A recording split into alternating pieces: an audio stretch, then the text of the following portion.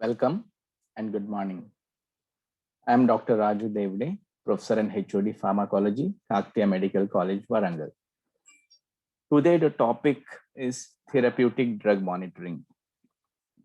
And the objectives of this topic are at the end of the session, the phase 2 MBBS students should define therapeutic drug monitoring, should be in a position to explain what is therapeutic window or therapeutic index, especially the narrow therapeutic index, and interfering with the safety of various drugs and its interferences, and should be in a position to know what are the various indications of therapeutic drug monitoring and what are the various advantages of therapeutic drug monitoring in children. With these objectives, we'd like to proceed with what is therapeutic drug monitoring. So if you look at this therapeutic drug monitoring, again, this is a topic which is included in the CBME curriculum for the first time. So here, if you look at the response to a drug generally depends on the plasma concentration attained in the patient. And this in turn depends on the bioavailability, the volume of distribution, and the clearance of the drug. So these parameters vary among different individuals. And sometimes there is a wide variation in the plasma concentration attained from the patient to patient. So in some situations, it may be necessary to monitor the treatment by measuring the plasma drug concentrations. Hence, therapeutic drug monitoring may be done for such drugs in which the plasma concentration correlates well with the effect of the drug. And it has to be done.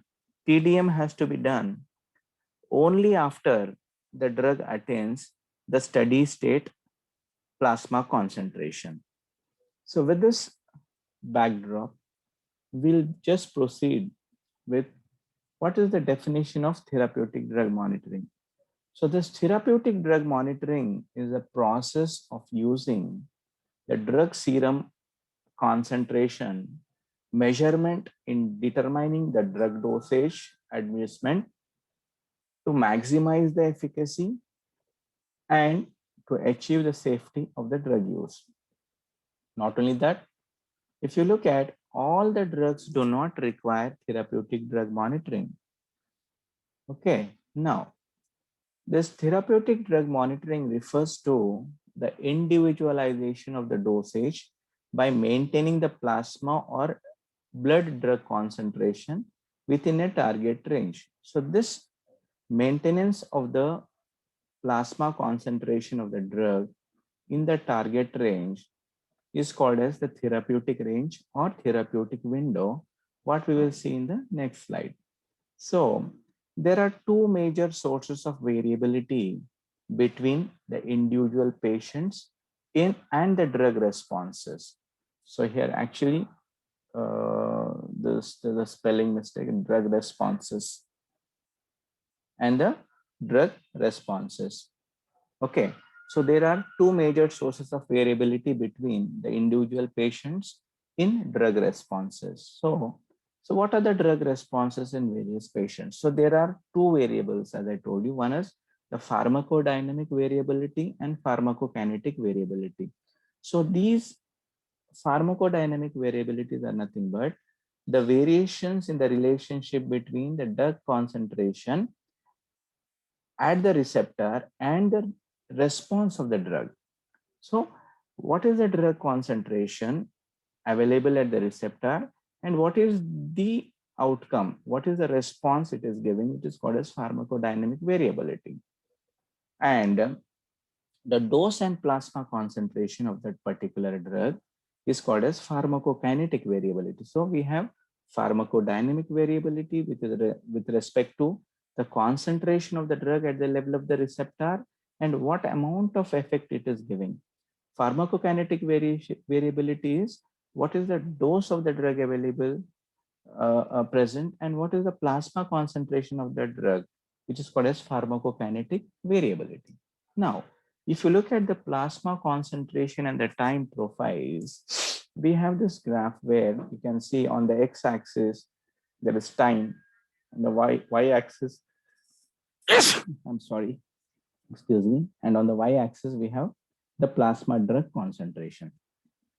So if you look at this particular drug, which is given here, you can see this drug, which is given here. It goes up, the plasma concentration keeps on increasing, and then it will become the maximum standard concentration here. And if you look at this drug, it will attain a peak, so which is called the peak plasma concentration, and again the drug gets eliminated slowly. Okay, so when the drug gets eliminated, the concentration of the drug will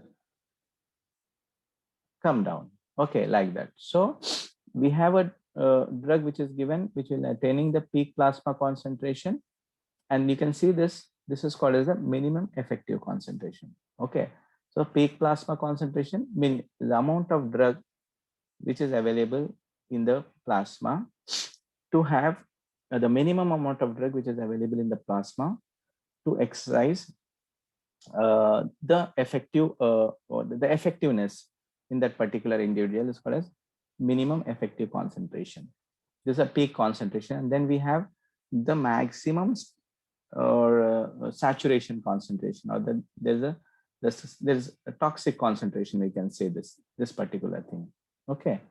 Then, if you look at this slide, the steady state plasma concentration, because as I told you, when we are going to determine or assess the therapeutic or go for therapeutic drug monitoring, there should be a steady state plasma concentration. The drug has to attain a steady state plasma concentration. What is this steady state plasma concentration? So, when a drug is administered repeatedly at short intervals, when the drug is administered, here you are administering a drug, this is one, here again you are administering the drug. So when we are administering a drug repeatedly at short intervals before complete elimination, the drug gets accumulated in the body and reaches a state at which the rate of elimination equals to the rate of administration. So what is steady state plasma concentration? It is nothing but the rate of elimination of a drug is becoming equal to the rate of administration of a drug. Then we say it is the steady state. The drug has attained the steady state, or it is also called as a plateau state or plateau level. Okay. So after attaining this steady state, the plasma concentration fluctuates around an average steady level. So any drug, it will take 4 to 5 half-lives for the plasma concentration to reach the steady state plasma concentration or the plateau level. So a drug with plasma half-life more than 24 hours, if given daily, it accumulates on prolonged use and could lead to toxicity. That means to say, for example, if a drug is having a plasma half-life of more than 24 hours and that drug is given on a daily basis, it will tend to accumulate on prolonged use and may lead to toxicity. Hence, for such drugs, once the steady state is attained, the dose given should be equal to the dose eliminated every day. So, steady state plasma concentration, okay, can be obtained by a formula which is called as dose rate divided by the clearance of the drug. So dose rate, which is divided by the clearance of the drug, will give you the steady state plasma concentration. So dose rate or rate dose, the rate at which, or the dose rate which is divided by the clearance of the drug, which is called as the steady state plasma concentration. Now, if you look at this, you are giving the doses of a drug on a repeated basis. So on short intervals, we are giving. So a drug is going to attain the steady state plasma count. For example, this is 1 t-half. Okay. Then we have second t-half, third, fourth, fifth. So a drug is going to attain the steady state like 4 to 5 plasma half-lives. Okay. And this is called as the therapeutic range. So this is therapeutic range. This is subtherapeutic range. Okay. So the time taken for the drug to attain a steady state plasma concentration is actually 4 to 5 plasma half-lives. Okay. Now, what is therapeutic index? So therapeutic index is defined as the lethal dose. Okay. LD50 by ED50. That means to say 50% of the animals, if you give some dose and 50% of the animals are humans are producing unwanted effects, or if you are giving a dose in the animals, 50% of the animals are having ADRs or they are killed. What is the median effective dose? Median lethal dose, median effective dose 50. So median lethal dose is somewhere when they are killing 50% of the animals, or the dose which is producing unwanted effects in 50% of the humans. Median effective dose is something where the dose at which 50% of the individuals are producing wanted effects, okay, or 50% of the animals in the study are producing the effect, desired effect. That is what is called as therapeutic index. Or on the other hand, we can say therapeutic index is maximum tolerated dose by minimum curative dose. Okay, with this brief introduction, we will look into the drugs which are having very high therapeutic index, the drug which is having low therapeutic index. So here, when you look at this particular formula, so LD50 by ED50. So if the effective dose is equal to the lethal dose, okay, suppose I give an example. I give say 10 milligrams of some X. Okay, the 10 milligrams of that X is producing effective dose, which is producing lethal effects in individuals. Okay, so that means to say when LD50 is equal, LD50 and ED50 are same, that means to say LD50 is 10 and ED50 is 10 mg is equal to 1. Then the drug, we say it is very toxic. The drug, it is very toxic. It may cause lethal effects in the individual. So that is what is called as the narrow therapeutic index drugs. Then we'll look into what are the drugs which are having very high therapeutic index. That means to say when the lethal dose is 100, okay, if I give 100 milligrams, but the effective dose is 10, okay, so 100 by 10 is 10. So high therapeutic index drugs are the ones which are called as they are causing less harm. Actually, they are causing less harm, where these drugs do not require therapeutic drug monitoring. So what are the drugs which are included in high therapeutic index? That is non-steroidal anti-inflammatory drugs like aspirin, paracetamol, ibuprofen. They have a very broad therapeutic index, or the therapeutic window is very broad. Like that, we have sedative hypnotics like benzodiazepine. But we look at the other side, the barbiturates, they come under narrow therapeutic index. And most of the antibiotics like penicillin, cephalosporins, and all those things, they come under the drugs which are having high therapeutic, but not aminoglycosides. Aminoglycosides, actually, they we have to do therapeutic drug monitoring for aminoglycosides because they cause nephrotoxicity, ototoxicity. Okay, so beta blockers are also the drugs which do not have narrow therapeutic. They are having high therapeutic index, where we can, what you can say, the therapeutic drug monitoring is not essential for these drugs. Apart from that, if you look at the drugs which are having low therapeutic index. So what are the drugs which have low therapeutic index? That means to say where these drugs may be very toxic. If you don't go for a therapeutic drug monitoring, they may result in toxicity, where the plasma half-lives of these drugs may be very longer, and a repeated use of these drugs may cause accumulation of the drugs in the blood, causing toxicity. For example, the drugs with low therapeutic index are lithium. Okay, so lithium is the drug lithium carbonate, or it is a drug used in the treatment of mania. And then we have anticonvulsants or anti-epileptic drugs like phenytoin sodium and phenobarbital. And there are some antibiotics, not here in high therapeutic index, we have fewer like penicillins, cephalosporins, and so on and so forth. Or for example, say DNA gyrase inhibitors like what you call ciprofloxacin and all those things, they are having high therapeutic index. When you look at the antibiotics with low therapeutic index or narrow therapeutic window, gentamicin, vancomycin, and amikacin. Then we have another drug which is called as digoxin. So the digoxin is a cardiac glycoside which also has to be monitored. The therapeutic drug monitoring is very essential for digoxin also, because it's having a very long plasma half-life. Then we have immunosuppressant drugs like cyclosporin, azathioprine. Uh, we have to monitor the TDM, and anti-cancer drugs. So the drugs with very high therapeutic index are the safe drugs, we can say they are the safe drugs, whereas the drugs with narrow therapeutic index are the drugs which are may cause toxicity and may cause toxic effects. So these drugs have to be monitored for therapeutic drug monitoring. Then when you look at why to monitor plasma drug concentrations, it is only to avoid the toxicity. To avoid toxicity of the drugs, we need to monitor plasma drug concentrations.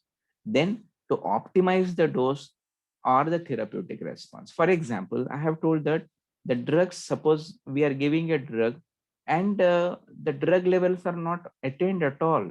So we don't know whether there's a failure of the drug because it is not attaining the plasma concentrate, the required plasma concentration.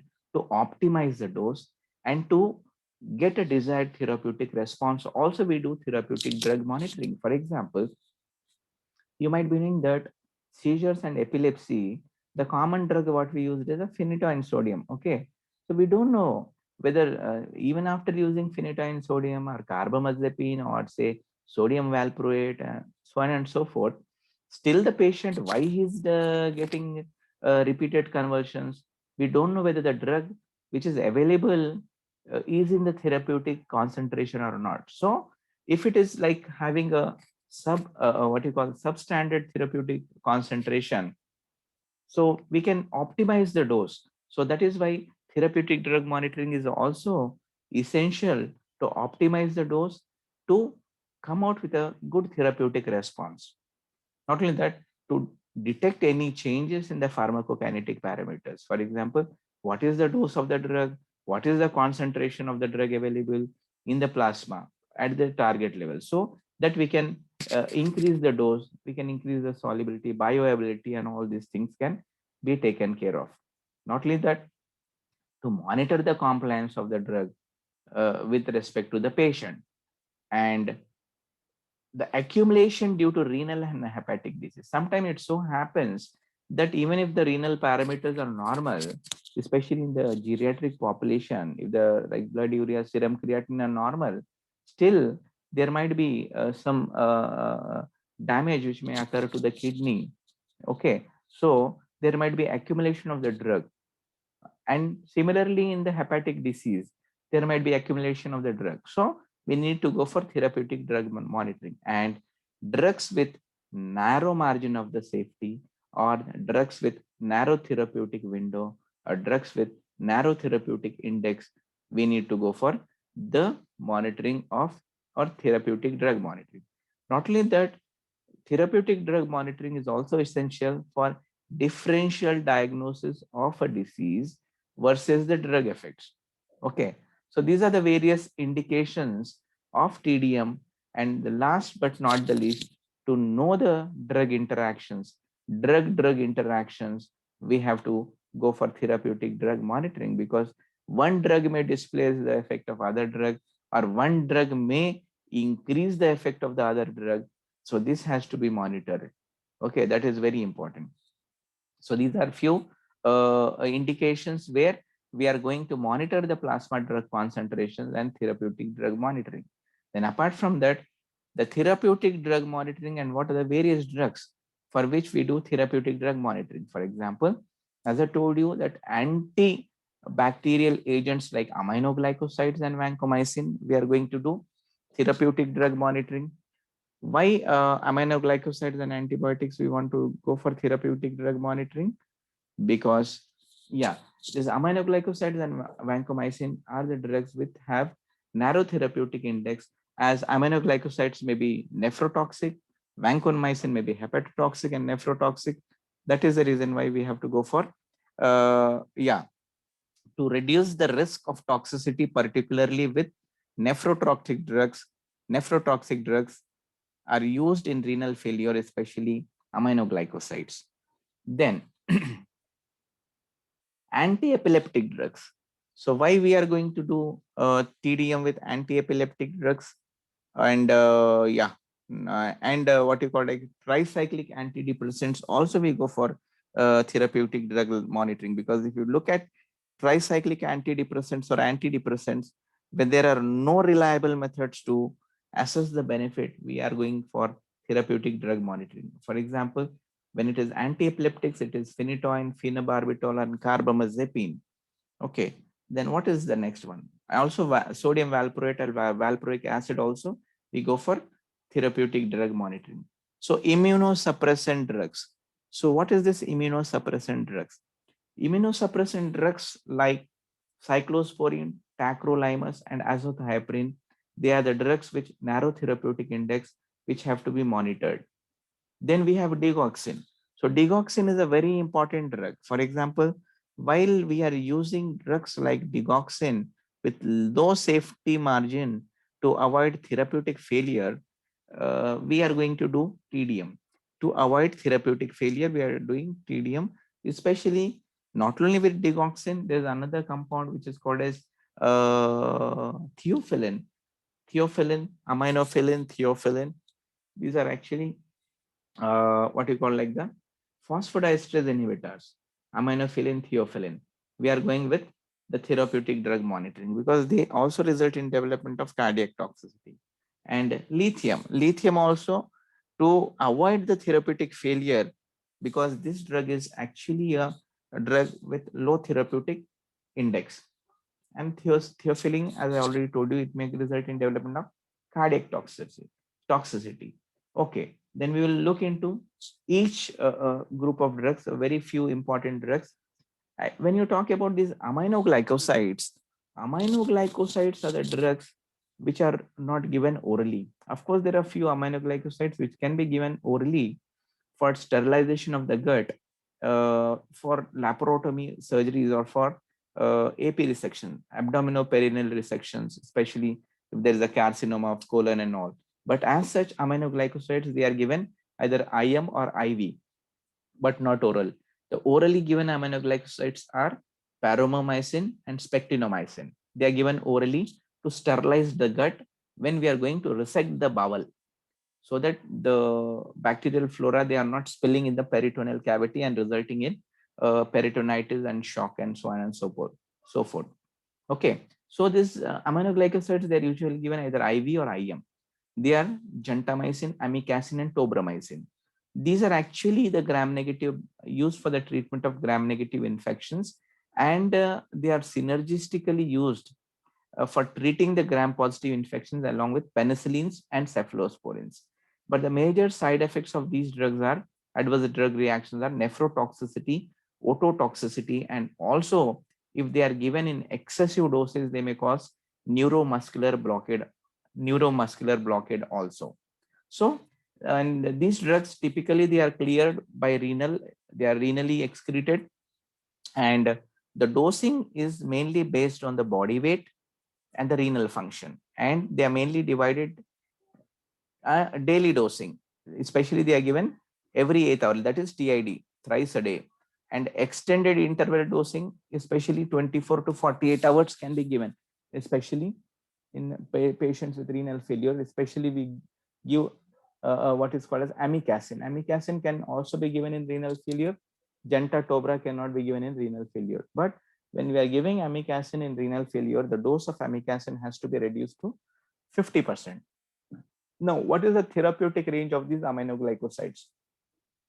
Therapeutic range for divided daily dosages. Aminoglycosides are daily dosages. Aminoglycosides are degraded by some penicillins like piperacillin and dosing at a steady state plasma concentration with an efficacy. The peak efficacy of aminoglycosides is 4 to 5 milligrams per liter for gentamicin and tobramycin, and the toxicity, the trough levels, the toxic levels are less than 1 milligram per liter for gentamicin and tobramycin. So low concentration of aminoglycosides cannot be detected, which may result in toxicity. Now, when you look at the vancomycin, again, this is one antibiotic which is used for MRSA, MRSA resistant Staphylococcus aureus infections. Okay, it is vancomycin. So this drug is also used in an emergency and given intravenously. It is an antibacterial agent which is used for the treatment of gram-positive bacterial infections, especially the resistant gram-positive, that is MRSA, methicillin resistant gram-positive infections. And it also has an adverse drug reaction like nephrotoxicity and red band syndrome, which is very important adverse drug reaction, because and this is also eliminated through kidneys, and there is dosing is based on the body weight and the renal function. Now, when you look at the therapeutic range of this vancomycin, the steady state peak plasma concentration is attained with an efficacy of the drug is especially 20 to 40 milligrams per liter. It attains the peak concentration.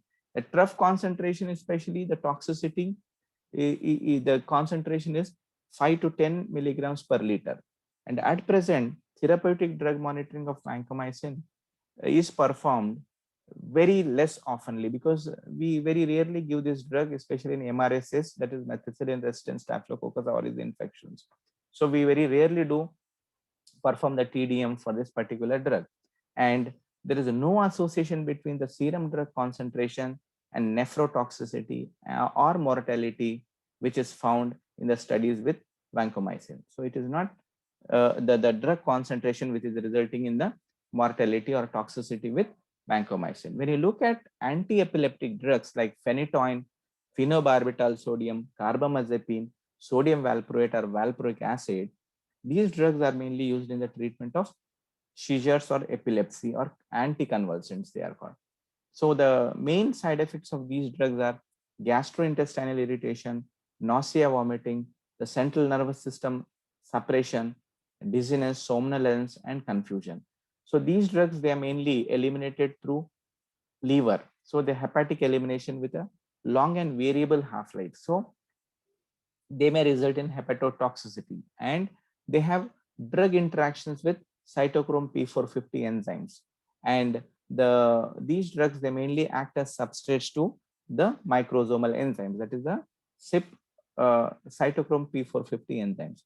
And especially when you look into these drugs like phenytoin and phenobarbital and carbamazepine, they are enzyme inducers. So if they are used along with some drug, for example, they are going to induce the metabolism of other drugs. For example, a patient, a young lady who is having seizures or is taking a treatment for epilepsy with phenytoin sodium or phenobarbital, and simultaneously if she wants to avoid pregnancy, so we and if she is given an oral contraceptive pill, so this phenytoin sodium or phenobarbital is going to induce the metabolism of oral contraceptive pills, and there will be a contraceptive failure. So these drugs are enzyme inducers. Likewise, enzyme inhibitors. So sodium valproate is an enzyme inhibitor. That means to say they are going to inhibit the metabolism of the cytochrome P450 enzymes, so that they are going to inhibit the metabolism of some other drug, which will result in toxicity of that particular drug. Then carbamazepine, it is an auto-inducer it will induce its own metabolism. So so this it will it is an auto inducer, and it will complete the metabolism of carbenzone in 4 weeks. Okay. Likewise, phenytoin, it also has a non-linear pharmacokinetics, and free phenytoin, if there is hypoalbuminemia, hypoalbuminemia, hypoalbuminemia, or renal failure. Oh, okay. So it has non-linear pharmacokinetics. So there is a linear pharmacokinetics and non-linear pharmacokinetics. That means to say, we say first order kinetics and zero order kinetics. So first order kinetics, there are few drugs which will follow first order kinetics. There are few drugs which cause zero order kinetics, or it is called as saturation kinetics. That means to say the drug is keeping on getting accumulated in the body, resulting in toxicity. So the therapeutic range of this phenytoin is the random concentration. So we have to go for random concentration model of therapeutic drug monitoring. Now, when you look at cyclosporin, the therapeutic use of cyclosporin, it is mainly used as an immune suppressant agent to prevent graft host rejection. Especially it is used in the treatment of as an immune suppressant drug for to prevent graft host rejection, especially during organ transplantation.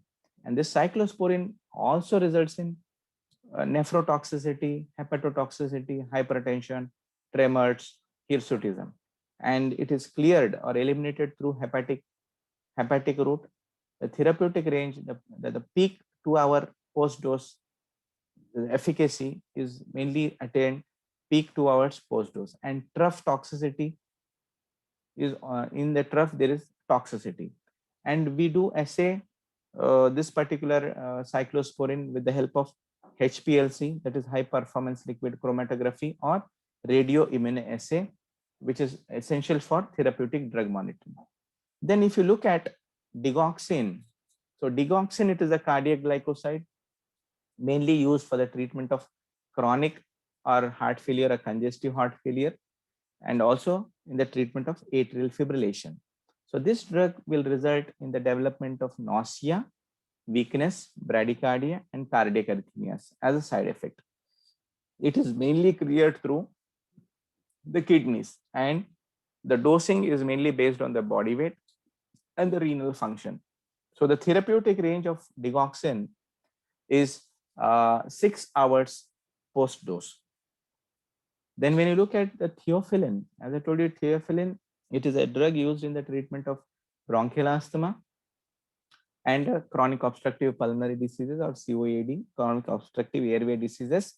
It may cause nausea, vomiting, headache, anxiety, tachycardia, and seizures. It is also eliminated through the liver. And the dosing of theophylline is based on the body weight, age, and the smoking status of the patient. The therapeutic range, especially the trough range, is the efficacy range is 10 to 20 milligrams per liter. Then, what are the various factors that are going to affect the therapeutic drug monitoring? So here, the factors which are going to affect the therapeutic drug monitoring are related to drug administration and blood drawing. That is very important. So the drug administration and blood drawing. So as I told you, the steady state plasma concentration is attained after 4 to 5 plasma half-lives. Okay, so we need to draw the drug or give the drug to the patient in the appropriate time, or the blood drawing techniques should be very appropriate so that the steady state plasma concentration is attained.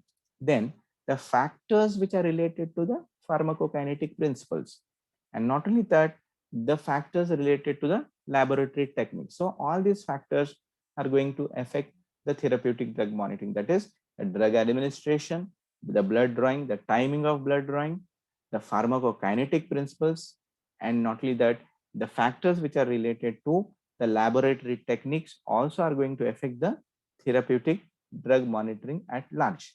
Then, if you look at what are the various laboratory methods used for the therapeutic drug monitoring, we have a method which is very popular, that is called as HPLC, that is high performance liquid chromatography. Then we have radio immunoassay, we have fluorescence immunoassay, then we have fluorescence polarized immunoassay, FPIA. Then we have enzyme multiple or enzyme multiplied immunoassay technique, EMIT.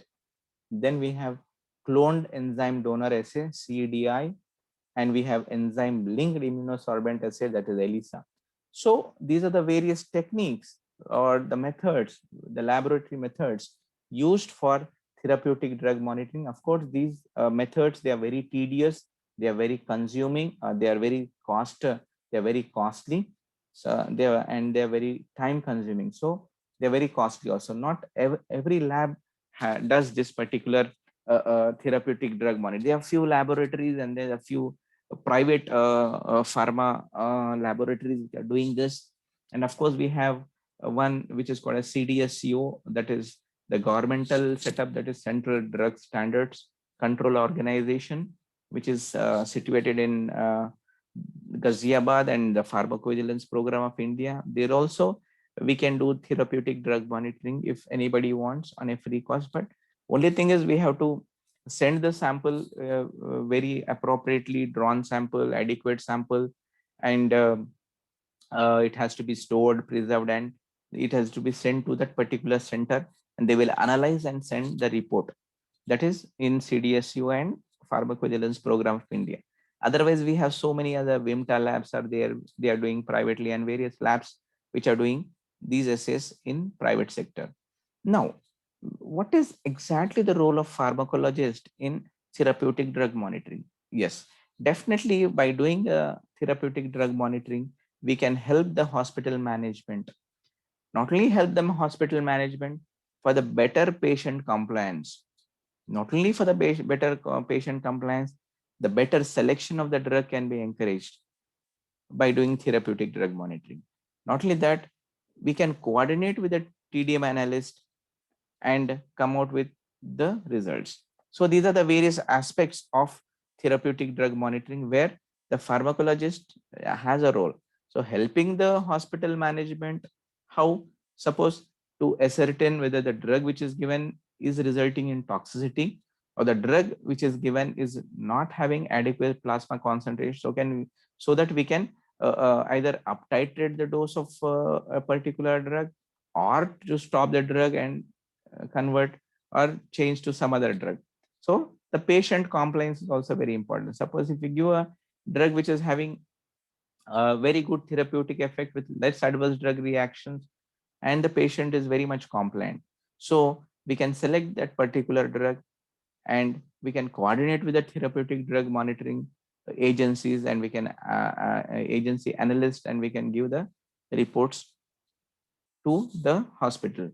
So what are the various deficiencies with therapeutic drug monitoring concept? So the major deficiencies are, for example, it introduces uncertainty into how to prescribe the desired dose. That means to say, one cannot aim at administering a range of doses simultaneously. This is one major deficiency of the therapeutic drug monitoring concept. Then apart from that, it assumes that all the concentrations within a range are equally desirable. That means to say, subtherapeutic range, therapeutic range, and the toxic range, they are equally desirable. So it assumes that all concentrations within a range are equally desirable. Could be subtherapeutic dose, could be therapeutic dose, or the toxic dose. Apart from that, it does not explain all types of adverse drug reactions. These are the major deficiencies in the concepts of the therapeutic drug monitoring. So before coming into the conclusions, I would like to tell you the therapeutic drug monitoring is not required for certain drugs. So what are these certain drugs which do not require therapeutic drug monitoring? So drugs whose responses can be equally measured chemically or clinically. Okay, they can be measured clinically. For example, blood pressure monitoring can be done for antihypertensive drugs. So for antihypertensive drugs, we do not require any therapeutic drug monitoring, because once somebody takes an antihypertensive drug, we can monitor the blood pressure. Okay, if the blood pressure is falling too low, we can switch on the drug to some other or reduce the dose, or if blood pressure is not controlled, we can increase the dose. So here, this is one area where TDM is not required because we can clinically monitor the outcome of that particular drugs like antihypertensives. Then apart from that, there are some drugs which are called as hit and run drugs. So these hit and run drugs whose effect, what are these hit and run drugs? So hit and run drugs are those drugs whose effect persists for a longer time even after the drug is eliminated from the body. So what are the classical examples of hit and run drugs? They're the proton pump inhibitors. For proton pump inhibitors also, we do not require therapeutic drug monitoring because once you stop the drug, still the effect of the drug persists for longer duration of time. The classical example of PPI is pantoprazole. Apart from that, the drugs which do not require TDM are the drugs which have significant, the drugs which develop significant tolerance. So by repeated use of these drugs, the efficacy reduces, which results in tolerance. So for such kind of drugs also, we do not go for therapeutic drug monitoring. And not only that, when estimation of plasma levels is too expensive, therapeutic drug monitoring should also not done. So when TDM itself is very costly, very, very expensive, such drugs also, it is not advisable to go for therapeutic drug monitoring. So with this, what are the various conclusions? So the therapeutic drug monitoring practice does not appear to have much clinical impact because it is more of a tentative approach. Not only that, because of that, TDM has become very tedium. TDM is, it is very cumbersome, very tedious job, and it is time consuming, sometimes very costly. So TDM has become time consuming. It is costly. Okay. Not only that, every country should have an audit on the monitoring services to provide critical assessments of the outcomes and benefits of the drugs. So once, when every country has an audit on the monitoring services to provide critical assessments of the outcomes and benefits of the drugs, then we have a very good approach for this particular therapeutic drug monitoring. And apart from that, yeah, so that is the thing. So to conclude, there are, the therapeutic drug monitoring practice does not appear to have much clinical impact as it is more of a tentative approach, and it has become very tedious and cumbersome, and it's very costly, and not all the labs do perform this therapeutic drug monitoring. Okay, and every country should have an audit on monitoring services to provide critical assessment of the outcomes and benefits of therapeutic drug monitoring. So finally, to conclude, what are the advantages of therapeutic drug monitoring? So advantages are, for example, if I give a drug to a patient and still the disease is persisting, for example, chronic disease like epilepsy, if I do a therapeutic drug monitoring and find that the drug concentration, the plasma concentration of the drug is subtherapeutic, so I can increase the dose of that. Secondly, the other advantage of therapeutic drug monitoring is to prevent toxicity. So by doing a therapeutic drug monitoring, we can avoid toxicity of the drug, and especially in certain special situations like renal failure and then hepatic failure, and the drugs like vancomycin, theophylline, which do have serious adverse drug reaction and toxic effects on the various organs, can be prevented by doing a therapeutic drug monitoring. And with this, I think I would like to conclude my talk on therapeutic drug monitoring. Thank you.